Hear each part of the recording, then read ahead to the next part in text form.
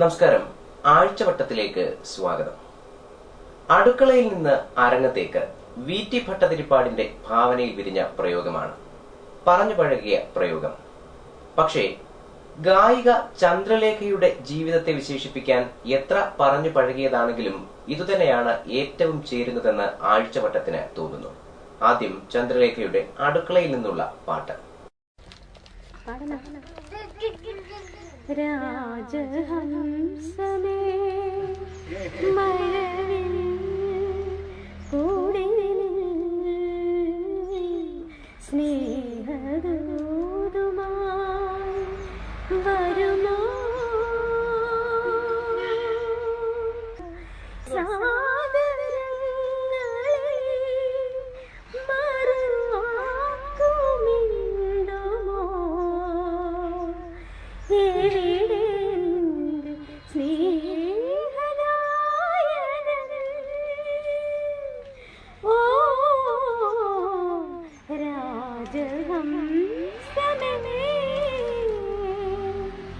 ഹൃദയരേഖ പോലെ ഞാൻ എഴുതിയ നൊമ്പരം നിറമിഴിയോടെ കണ്ടുവോ തോഴൻ. ഹൃദയരേഖ പോലെ ഞാൻ എഴുതിയ നൊമ്പരം നിറമിഴിയോടെ കണ്ടുവോ എന്റെ ആത്മരാഗം കേട്ടു നിന്നുവോ വരുമെന്നൊരു കുറിമാനം തന്നുവോ നാഥൻ വരുമോ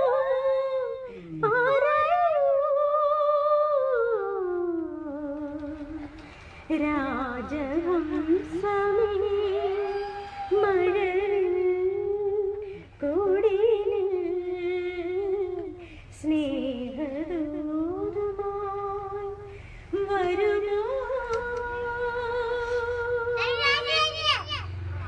എന്റെ സ്നേഹവാനം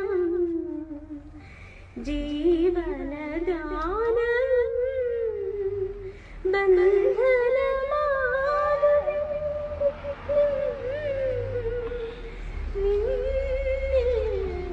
എന്റെ സ്നേഹവാനം ജീവനഗാനം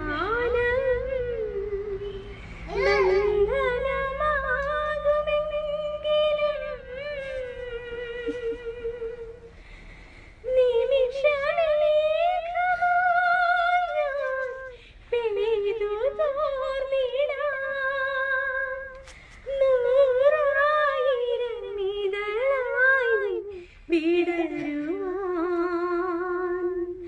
ജന്മം യുഗമായി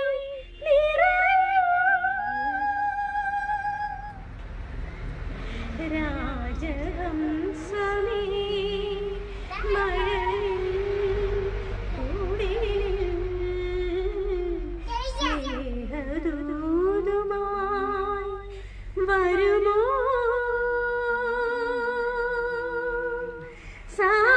സാഗരങ്ങളെ മറുവാക്കുമിണ്ടുമോ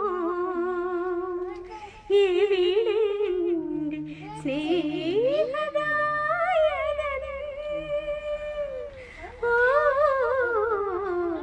രാജഹംസമേ.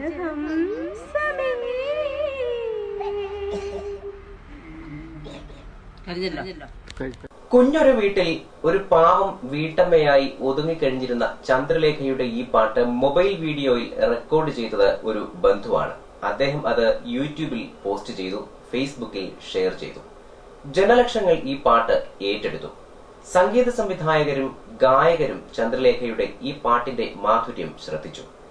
ചമയം എന്ന സിനിമയ്ക്ക് വേണ്ടി ജോൺസൺ മാസ്റ്റർ ചിട്ടപ്പെടുത്തിയ ഈ പാട്ട് ചമയം സിനിമയിൽ പാടിയ ചിത്ര ചന്ദ്രലേഖയെ ഫോണിൽ വിളിച്ച് അഭിനന്ദിച്ചു. പിന്നാലെ ജോൺസൺ മാസ്റ്റർ അവസാനം ചിട്ടപ്പെടുത്തിയ പാട്ട് അദ്ദേഹത്തിന്റെ മകൾ ഇപ്പോൾ സിനിമയിൽ ഉൾപ്പെടുത്താൻ ശ്രമിച്ചപ്പോൾ അതും ചന്ദ്രലേഖയെ കൊണ്ട് പാടിച്ചു. അങ്ങനെ ചന്ദ്രലേഖ ചലച്ചിത്ര പിന്നണി ഗായികയായി. മലയാളികൾ ഇപ്പോൾ ചന്ദ്രലേഖയെ അറിയുന്നു. ഇപ്പോൾ അടുക്കളയിലല്ല, അരങ്ങത്താണ് ചന്ദ്രലേഖ. അരങ്ങത്തു നിന്ന് ചന്ദ്രലേഖ പാടുന്നു. രാജഹംസമേ. ഫാമിലി വന്നിട്ടുണ്ട്, സഹോദരനും രാജേന്ദ്രൻ ചേട്ടനൊക്കെ വളരെ സപ്പോർട്ടുള്ളതാണ്. ചേട്ടൻ വന്നിട്ടുണ്ട്. കുമാരസഹാവ് എൻ്റെ ബ്രദറാണ്. അങ്ങനെ എനിക്കിപ്പം ഞാൻ ആദ്യമായിട്ടാണ് എൻ്റെ അടൂരിൽ വന്ന് ഒരു ഒരു ഫംഗ്ഷനിൽ എന്നെ വിളിക്കുകയും ഞാൻ ഇവിടെ എത്തിച്ചേരാൻ എനിക്ക് അവസരം ഒരുക്കി തന്ന ഡിവൈഎഫ്ഐ പ്രവർത്തകരോട് വളരെയധികം നന്ദി ഞാൻ രേഖപ്പെടുത്തുന്നു. ദൈവം കൊണ്ടുവന്നൊരു അവസരം മാത്രമാണ്. അല്ലെങ്കിൽ എന്നെ പോലെ ഒരു സാധാരണക്കാര് ഒരു കുട്ടിക്ക് ഈ ഒരു അവസ്ഥയിൽ എത്തിച്ചേരാൻ പറ്റത്തില്ലായിരുന്നു. അപ്പോൾ എൻ്റെ അനുജൻ അദ്ദേഹത്തിൻ്റെ മൊബൈലിലേക്ക് വീഡിയോ ചെയ്ത് ഫേസ്ബുക്കിൽ ഇടുകയായിരുന്നു. ഒരു ദൈവം കൊണ്ടുവന്നൊരു നിമിത്തമായിട്ട് ഞാനത് കാണുന്നു. അതുവഴി ലോകം അംഗീകരിക്കുകയും ഇപ്പം ലോകം മലയാളികൾ പ്രവാസി നമ്മുടെ നാട്ടുകാർ അത് കഴിഞ്ഞിട്ട് പ്രവാസി മലയാളികൾ വളരെയധികം സപ്പോർട്ട് ചെയ്തുകൊണ്ടിരിക്കുന്ന ഒരു അനുഭവമാണ് എനിക്കിപ്പം കിട്ടിക്കൊണ്ടിരിക്കുന്നത്. സപ്പോർട്ട് മാത്രമല്ല, അനുഗ്രഹവും പ്രാർത്ഥനയുമാണ്. ഓരോ നിമിഷത്തിലും വിളിച്ചുകൊണ്ടിരിക്കുകയാണ്. ഞാൻ മാക്സിമം ഞാൻ അറ്റൻഡ് ചെയ്യുന്നുണ്ട്. ഇനി എൻ്റെ നാട്ടുകാർ, അതിലുപരിയായിട്ട് എൻ്റെ നാട്ടുകാരുടെ സപ്പോർട്ടും കൂടെ എനിക്ക് വേണം. ഞാൻ സംഗീതം പഠിച്ചിട്ടില്ല, പഠിക്കാൻ തുടങ്ങണം. അതിനപ്പുറമായിട്ട് എനിക്കൊരു കാര്യം പറയാനുണ്ട്. ഈ അടൂര് തന്നെ, അല്ലെങ്കിൽ നമ്മുടെ പറക്കൂട് അടൂർ, അല്ലെ അതിനപ്പുറം കുറേ കുട്ടികൾ സംഗീതം പഠിച്ചു നിൽക്കുന്ന കുട്ടികളുണ്ട്. അവരുടെയൊക്കെ കഴിവ് മുന്നോട്ട് കൊണ്ടുവരണം. നമ്മൾ തന്നെ എനിക്കൊരു ദൈവം ഒരു നിമിത്തമായിട്ട് കിട്ടിയ ഒരു അവസരമായത്. അല്ലെങ്കിൽ ഞാൻ ഒരിക്കലും എനിക്ക് ഇങ്ങനെ ഒരു അവസരം കിട്ടത്തില്ല. ദൈവം കൊണ്ടുവന്ന ഒരു അവസരമാണ് അത്. എന്നെ എൻ്റെ നാട്ടുകാർ പ്രാർത്ഥിക്കണം, അനുഗ്രഹിക്കണം, തുടർന്നും അനുഗ്രഹം ഉണ്ടാവണമെന്ന് വിശ്വസിച്ചുകൊണ്ട് ഞാൻ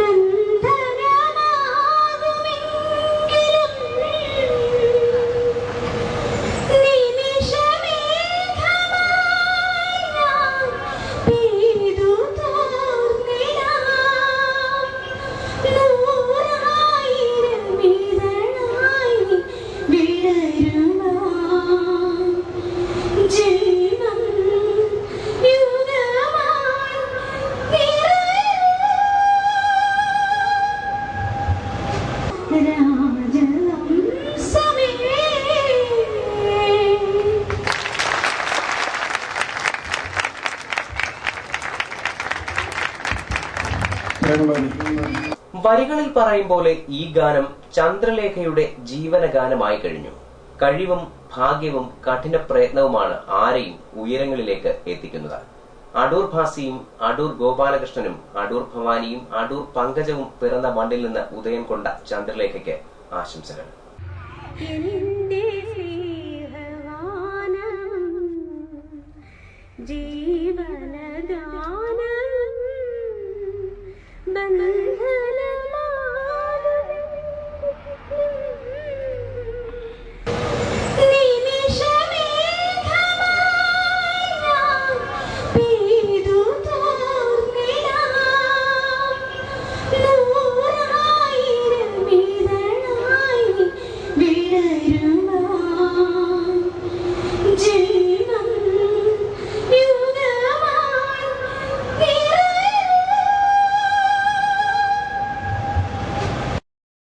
അനുഭവങ്ങൾ, അതും തീക്ഷ്ണമായ അനുഭവങ്ങൾ നൽകുന്ന പാഠങ്ങൾ ആർക്കും മറക്കാനാവില്ല. MP N പീതാംബരക്കുറുപ്പിനോട് ചോദിക്കാം. അദ്ദേഹത്തിന് നേരത്തെ തന്നെ സ്ത്രീകളോട് വലിയ ബഹുമാനമാണ്. ഇപ്പോൾ അല്പം കൂടി വർദ്ധിച്ചിട്ടുണ്ട്. കേൾക്കാം. ഏറ്റെടുക്കുന്ന കാര്യങ്ങൾ നിർബന്ധമായി നേരെ നടത്തണം എന്ന് മനസ്സിലുള്ള, അതിനുവേണ്ടി പ്രയത്നിക്കാൻ സജ്ജബദ്ധമായ മനസ്സുള്ള പ്രിയപ്പെട്ട സഹോദരി ശ്രീമതി ജിഷ കുമാരി മാഡം, ഞാൻ ബഹുമാന്യായ പ്രിയപ്പെട്ട ടീച്ചറോട്, ഞങ്ങൾ ടീച്ചർ എന്നാണ് വിളിക്കുന്നത്, ഇന്നത്തെ സ്വാഗത പ്രസംഗകരെ. സ്വാഭാവികമായ ഒരു സംശയം, എന്തുകൊണ്ടാണ് സ്ത്രീകളോട് ഇപ്പോൾ അല്പം ബഹുമാനം കൂടിയത്? പെൺകുട്ടികളെ പറ്റി ഒന്നും പറയാൻ പാടില്ല, അതിന്റെയൊക്കെ പാഠനുഭവിക്കുന്ന ആളാണ് ഞാൻ. നിലവിൽ സിനിമാക്കാരെ പറ്റിയുള്ള അഭിപ്രായം എന്താണ്? ഞാൻ ഒരു ലണ്ടനിലൊന്നും ജനിച്ചു വളർന്ന ആളല്ല. ഗ്രാമങ്ങളിൽ എങ്ങനെയാണ് സ്ഥിതി എന്ന് എനിക്കറിയാം. അല്പം കൂടെ കഴിഞ്ഞിട്ടാണ് ആളുകൾ ഇവിടെ കയറുന്നത്. അല്ലെങ്കിൽ വൈകുന്നേരത്ത് 4 മണി മുതൽ ഒരു മിമിക്രി ഷോ ഉണ്ടെന്ന് പറഞ്ഞാൽ, അല്ലെങ്കിൽ ഒരു മിമിക്സ് പരേഡ് ഉണ്ടെന്ന് പറഞ്ഞാൽ, അല്ലെങ്കിൽ ഒരു ഏതെങ്കിലും സിനിമാ താരം വരുന്നു എന്ന് പറഞ്ഞാൽ, സിനിമാ താരം വന്നാൽ എങ്ങനെ ഇരിക്കുന്നു അറിഞ്ഞുകൊണ്ടിരിക്കുന്ന ആളാണ് ഞാൻ. അതുകൊണ്ടാണ്. കുറിപ്പ് അവിടെ നിൽക്കട്ടെ. പതിവ് പോലെ നമുക്ക് മുഖ്യമന്ത്രി എന്ന വിഷയത്തിലേക്ക് വരാം. പുറത്തിറങ്ങി നടക്കാൻ കഴിയുന്നുണ്ട്. പുനലൂരുള്ള കോൺഗ്രസ് സുഹൃത്തുക്കളോട്, UDFകാരോട് ഞാൻ ചോദിക്കുന്നു, നിങ്ങൾക്ക് മാനമര്യാദയ്ക്ക് നടക്കാൻ കഴിയുന്നുണ്ടോ? ലജ്ജയില്ലേ? തലയിൽ മുന്നിട്ടല്ലേ നിങ്ങൾ നടക്കുന്നത്? നിങ്ങൾക്ക് ആരുണ്ട് ഇപ്പോ? സി ദിവാകരൻ നയിച്ച LDFന്റെ ദക്ഷിണ മേഖല പ്രക്ഷോഭ ജാഥയാണ് വേദി. ഉമ്മൻചാണ്ടിയുടെ സമയം അടുത്തിരിക്കുന്നു. ഞങ്ങൾക്ക് ഇപ്പൊ അസംബ്ലി ജനങ്ങളാണ്. ചിലപ്പോ രാത്രി കുറച്ച് താമസിച്ചു പോകും, വീട്ടിൽ പോകും. വളരെ കുഴപ്പമാണ് രാജ്യത്ത്. അതുകൊണ്ടാണ് നിങ്ങൾ ഇരിക്കണമെന്ന് പറയുന്നത്. നമ്മുടെ രാജ്യം കാണില്ല, ഞങ്ങളുടെ കയ്യിൽ നിൽക്കുന്നില്ല, ഞങ്ങൾ പിടിച്ചിട്ട് നിൽക്കുന്നില്ല. ഇപ്പോഴെങ്കിലും അത് തുറന്ന് സമ്മതിച്ചല്ലോ. ഞങ്ങൾ പിടിച്ചിട്ട് നിൽക്കുന്നില്ല എന്ന് നിങ്ങൾ പറയുന്നു. മുഖ്യമന്ത്രി അത് പറയുന്നില്ലെന്നേ ഉള്ളൂ. ജനം ആഞ്ഞു പിടിച്ചിട്ടും അവരുടെ വരുതിയിലും മുഖ്യമന്ത്രിയും ഭരണവും ഒന്നും നിൽക്കുന്നില്ല. എല്ലാ ജനാധിപത്യ സമ്പ്രദായങ്ങളും അവസാനിപ്പിച്ചിരിക്കുകയാണ്. കുറെ പട്ടാളം, കുറെ പോലീസ്, കുറെ ഗുണ്ടകൾ, കുറെ പെൺവാണിപ്പക്കാർ, കുറച്ച് മാഫിയ ഗ്രൂപ്പ്, അങ്ങനെയാണ് ഒട്ടേറെ നായകന്മാർ അഴിഞ്ഞാടുന്നവിടെ. കേരളത്തിന്റെ തെരുവീതികളിൽ നിഷ്കളങ്കരെ വെട്ടിക്കൊല്ലുന്നു. RSSകാര് പിടിക്കുന്നില്ല. തെരുവീഥികളിൽ വെട്ടിക്കൊല്ലുന്ന കാര്യത്തിൽ തൽക്കാലം ആർക്കും ഒന്നും പറയാനുള്ള യോഗ്യതയുണ്ടെന്ന് ആഴ്ചവട്ടത്തിന് തോന്നുന്നില്ല. അക്കാര്യത്തിൽ എല്ലാവരും ഒരുപോലെ കേമന്മാരാണ്. 2000 പോലീസാണ് കൊല്ലത്തോട്ടിരിക്കുന്നത്. പത്രക്കാരിൽ 2000 പോലീസുമായി 1000 പേരെ കാണുന്നത്. പോലീസ് 2000. നിങ്ങളാണ് ജനനേതാവ്. ഞങ്ങളുടെ മന്ത്രിമാരും മുഖ്യമന്ത്രിമാരും എത്ര പോലീസിനെ ഉപയോഗിച്ചു? നിങ്ങൾ ഇവിടെ വന്നിട്ടില്ലേ? എത്ര തവണ ഞങ്ങൾ വന്നിട്ടുണ്ട്. ഞങ്ങൾക്ക് ജനങ്ങളെ ഭയമില്ല. ജനങ്ങൾ ഞങ്ങളുടെ സമ്പത്താണ്, സ്വത്താണ്, അവരെയാണ് വിശ്വാസം. കൊല്ലണമെങ്കിൽ കൊല്ലട്ടെ എന്ന് കരുതാമോ? എന്നുണ്ടോ? നിങ്ങൾക്ക് ധൈര്യമുണ്ടോ? തന്റെടമുണ്ടോ? ജനാധിപത്യത്തിൽ എനിക്കാരെയും ഭയമില്ല. ജനങ്ങൾ ഞങ്ങളുടെ കൂടെയാണ്. പറയാമോ ഉമ്മൻചാണ്ടി? കഴിവില്ല നിങ്ങൾക്ക്, ഭീരുവാണ്. നിങ്ങളൊരു ആരോപണം വന്നപ്പോൾ ഒളിച്ചോടുകയാണ് കോടതികളിൽ നിന്ന്, നിയമ നടപടികളിൽ നിന്ന്. ഇത് നിങ്ങളുടെ പാരമ്പര്യത്തിൽ ചേർന്നതാണോ? കരുണാകരൻ ഒളിച്ചോടിയില്ല, ആന്റണി ഒളിച്ചോടിയില്ല.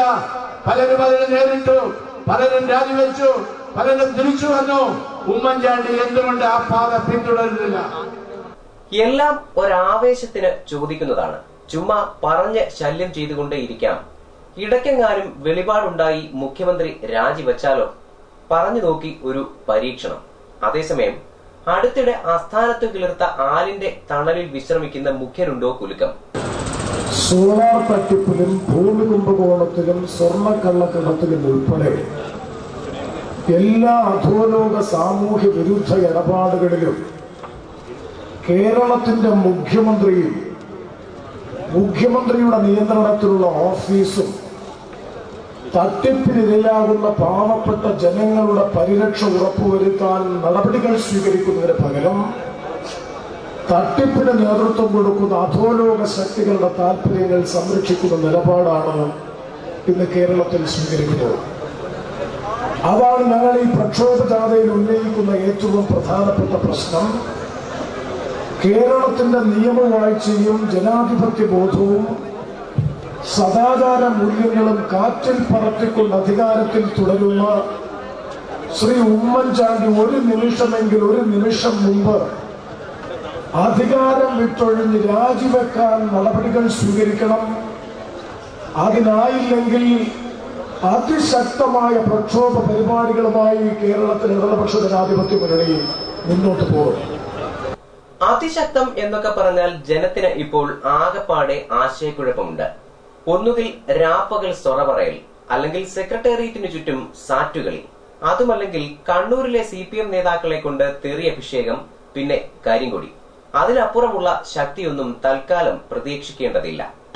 57 ശേഷം കേരളത്തിൽ അധികാരത്തിൽ വന്നിട്ടുള്ള ഒരു ജനകീയ ഗവൺമെന്റ് നമുക്കറിയാം. കേരളത്തിൽ തന്നെ കോൺഗ്രസിന്റെയും UDFന്റെയും നേതൃത്വത്തിൽ Shri K. Karunakaran, Shri A.K. Antony, Shri R. Shankar അടക്കമുള്ള നിരവധി മുഖ്യമന്ത്രിമാർ കേരളത്തിൽ കോൺഗ്രസിന്റെ UDFന്റെ മുഖ്യമന്ത്രിമാരുണ്ടായിട്ടുണ്ട്. ഇത്രയും വഷളനായിട്ടുള്ള ഒരു മുഖ്യമന്ത്രി ഈ കേരളത്തിന്റെ ചരിത്രത്തിൽ നാളെ വരെ ഉണ്ടായിട്ടില്ല.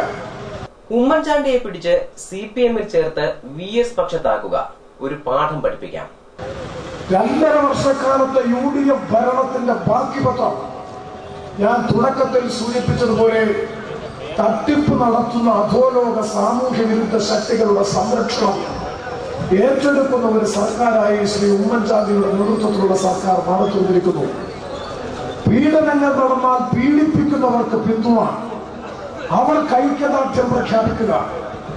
അതാണ് നേരത്തെ ഇവിടെ സൂചിപ്പിച്ചതുപോലെ ഏറ്റവും ഒടുവിൽ സോളാർ തട്ടിപ്പ് കേസിൽ തട്ടിപ്പിനിരയായതിന്റെ പേരിൽ കേരളത്തിന്റെ വിവിധ കോടതികളിൽ ഫയൽ ചെയ്തിട്ടുള്ള 33 കേസുകൾ, ദുർബലമായ വകുപ്പുകളിട്ട് കേസ് ചാർജ് ചെയ്യുക, പുഷ്പം പോലെ സരിതയും കൂട്ടരും പണം കെട്ടിവെച്ച് ജയിൽ മോചിതരായി പുറത്തു വരിക. സ്വർണ്ണക്കള്ളക്കടത്ത് കേസിന്റെ കാര്യത്തിൽ പത്തടിപ്പാലത്തും കടകംപള്ളിയിലും ഭൂമി കുംഭകോണത്തിലും തട്ടിപ്പിനും നേതൃത്വം കൊടുക്കുന്നത് മുഖ്യമന്ത്രിയുടെ അംഗരക്ഷകനായിട്ടുള്ള സലിം രാജ് എന്ന് പറയുന്ന ഗൺമോൻ എന്ന് അപരനാമതയേക്കാൾ അറിയപ്പെടുന്ന ഗൺമാൻ സലിം രാജ്. ഇങ്ങനെ ഒരു ജംഗിൾ രാജ്, ഒരു കാട്ടുനീതി നടപ്പാക്കുന്ന ഒരു സംസ്ഥാന ഭരണം സംസ്ഥാനത്തുണ്ടായിട്ടുള്ളൂ. ആഴ്ചവട്ടത്തിന് 1-2 സംശയങ്ങളുണ്ട്. ഒന്ന്, ഉന്നയിക്കുന്ന ആരോപണങ്ങളിൽ കഴമ്പുണ്ടെന്ന് LDF വിശ്വസിക്കുന്നുവെങ്കിൽ നിങ്ങളുടെ സമരത്തിന് ഇത്ര ശക്തി മതിയോ? 2, ഉദ്ദിഷ്ട കാര്യസിദ്ധിക്ക് ഉപകാരസ്മരണ എന്ന നിലയിൽ താമസിയാതെ ഈ സമരം അവസാനിക്കുമെന്ന് കേൾക്കുന്നു. കൊള്ളയും കൊലപാതകവും വഞ്ചനയും തട്ടിപ്പും വെട്ടിപ്പും പീഡനവും നടന്നാൽ പരാതി പറഞ്ഞാൽ പരാതി പറയുന്നതിനായി നടപടി. മുഖ്യമന്ത്രിയും ബന്ധുക്കളും കൂടി ചേർന്ന് കബളിപ്പിച്ചു എന്ന് പരാതി പറഞ്ഞ MK കുരുവിളയെ 3 ദിവസത്തിനുള്ളിൽ ബാംഗ്ലൂരിൽ പോയി അറസ്റ്റ് ചെയ്ത് കൽത്തുറങ്കിൽ അടച്ചു. മുഖ്യമന്ത്രിക്കെതിരെ എഴുതപ്പെട്ട പരാതി കൊടുത്ത ശ്രീധരൻ നായർക്കെതിരായി ക്രിമിനൽ കേസെടുത്തു.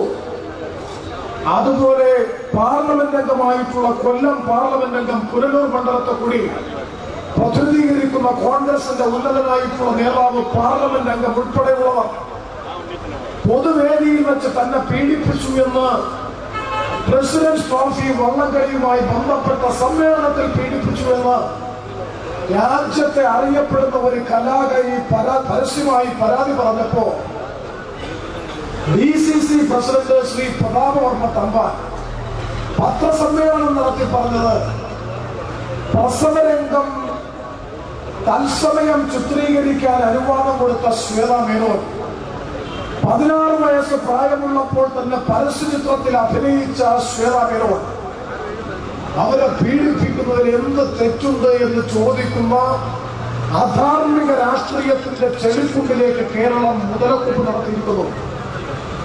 പീഡിപ്പിക്കുന്നവർക്ക് പിന്തുണയുമായി മഹിളാ കോൺഗ്രസിന്റെ അധ്യക്ഷ ബിന്ദു കൃഷ്ണ, യൂത്ത് കോൺഗ്രസിന്റെ നേതൃത്വത്തിൽ ശ്വേതാ മേനോന്റെ ചിത്രം, ശ്വേതാ മേനോന്റെ കോലം കത്തിക്കുക, അവരുടെ പൂർവ്വകാല ചരിത്രം ചികഞ്ഞെടുത്ത് അവർക്കെതിരായി കേസെടുക്കുക, ഈ ചിത്രത്തിൽ അഭിനയിച്ചതിന് എത്ര ലക്ഷം രൂപ വരുമാനം കിട്ടിയെന്നും ആ കിട്ടിയ വരുമാനത്തിന് കേന്ദ്ര ഗവൺമെന്റിൽ നിക്ഷിപ്തമായിട്ടുള്ള ആദായം കൂടി അടച്ചിട്ടുണ്ടോ എന്ന് ഭീഷണി സ്വരത്തിൽ കോൺഗ്രസിന്റെ ജില്ലാ പ്രസിഡന്റ് ചോദിക്കുക.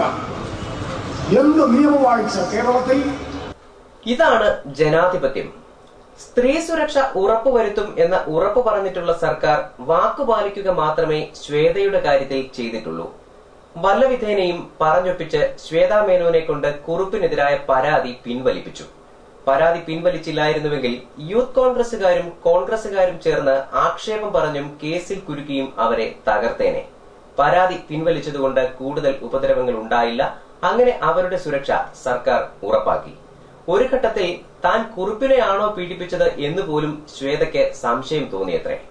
പിന്നെ സ്ത്രീ സുരക്ഷ എന്നൊക്കെ രാഷ്ട്രീയക്കാർ വലിയ വായിൽ പറയുന്നത് നനഞ്ഞ പടക്കമാണെന്നും രാഷ്ട്രീയ സ്വാധീനമില്ലാത്ത പാവങ്ങളുടെ മേൽ കുതിര കയറാനുള്ള ഒരു വഴി മാത്രമാണെന്നും ജനത്തിനും ബോധ്യപ്പെട്ടു.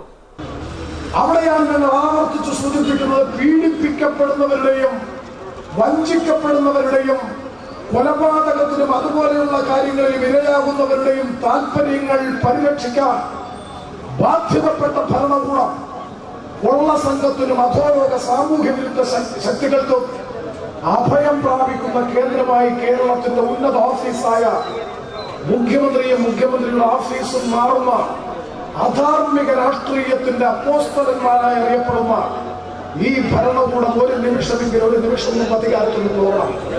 അതുകൊണ്ടൊന്നും വലിയ കാര്യമുണ്ടെന്ന് തോന്നുന്നില്ല. എല്ലാം നമുക്ക് കാത്തിരുന്ന് കാണാം. ശിശുദിനവുമായി ബന്ധപ്പെട്ട് ലൈവ് വാർത്ത തയ്യാറാക്കിയ റിപ്പോർട്ട് ഒരിക്കൽ കൂടി സംപ്രേഷണം ചെയ്യും.